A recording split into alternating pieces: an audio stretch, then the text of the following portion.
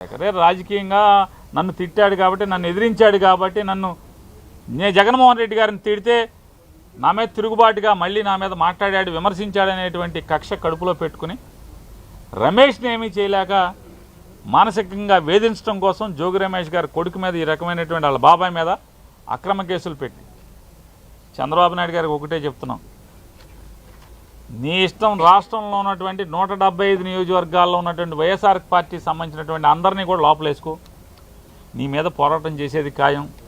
మేమంతా జైలుకి వెళ్ళటానికి సిద్ధంగానే ఉన్నాం. నీ తప్పుడు కేసుల్లో అక్రమ అరెస్టులో ప్రతి ఒక్కళ్ళం కూడా వైఎస్ఆర్ కాంగ్రెస్ పార్టీ జెండా మోసే ప్రతి చిన్న కార్యకర్త దగ్గర నుంచి కూడా జగన్మోహన్ రెడ్డి గారి దాకా అంతా సిద్ధంగా ఉన్నాం. నీ చేతనైంది నువ్వు చేసుకో. అయినా సరే తెలుగుదేశం పార్టీ చేసేటువంటి తప్పుల మీద ప్రజలకి మోసం చేసే దాంట్లో పోరాటం చేయకుండా ఉండడం మొదలం, నిన్ను నిలదీయకుండా ఉండడం మొదలం అనేది కూడా చంద్రబాబు నాయుడు గారికి ఈ సందర్భంగా అంతిమంగా న్యాయం చేస్తుంది.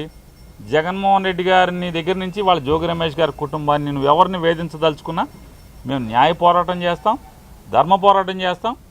ఖచ్చితంగా నీ మీద తిరుగుబాటు చేసి రాజకీయ పోరాటం కూడా చేసి అన్నింటిని కూడా ఎదుర్కొని ఖచ్చితంగా 2029కి మీ ప్రభుత్వాన్ని పడదయటానికి కావాల్సినటువంటి ప్రతి పోరాటాన్ని చేస్తాం.